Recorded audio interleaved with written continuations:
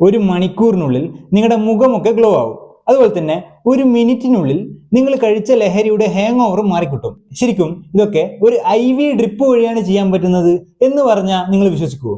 ഇന്നത്തെ കാലത്ത് IV ഡ്രിപ്പുകൾ വെറും ഹോസ്പിറ്റലുകളിൽ മാത്രമല്ല, മറിച്ച് അവ വെൽനസ് ക്ലിനിക്കുകൾ, സലൂണുകൾ, മറ്റു ചില ഇവന്റുകളിലും ലഭ്യമാണ്. ഇവയെല്ലാം എനർജി ബൂസ്റ്റ് ചെയ്യാനും സൗന്ദര്യം വർദ്ധിപ്പിക്കാനും അതുപോലെ തന്നെ മറ്റു ചില രോഗങ്ങളിൽ നിന്ന് പെട്ടെന്ന് റിക്കവർ ചെയ്യാമെന്നാണ് അവകാശപ്പെടുന്നത്. ശരിക്കും ഈ IV ഡ്രിപ്പുകളൊക്കെ ഉണ്ടാക്കിയത് മെഡിക്കൽ എമർജൻസീസിന് വേണ്ടിയിട്ടാണ്, അല്ലാതെ ലൈഫ് സ്റ്റൈൽ പ്രോബ്ലംസിനല്ല. ശ്രദ്ധിച്ചിട്ടില്ലെങ്കിൽ ഈ IV ഡ്രിപ്പുകളൊക്കെ ഡേഞ്ചറസ് ആണ്. കാരണം ഇവ നമ്മുടെ ടിഷ്യൂസിലൊക്കെ ലീക്ക് ആവാനും മറ്റു ചില അലർജീസ് ഒക്കെ ഉണ്ടാവാനും ചിലപ്പോൾ വൈറ്റമിൻ ഓവർഡോസ് ആവാൻ ഇടയുണ്ട്.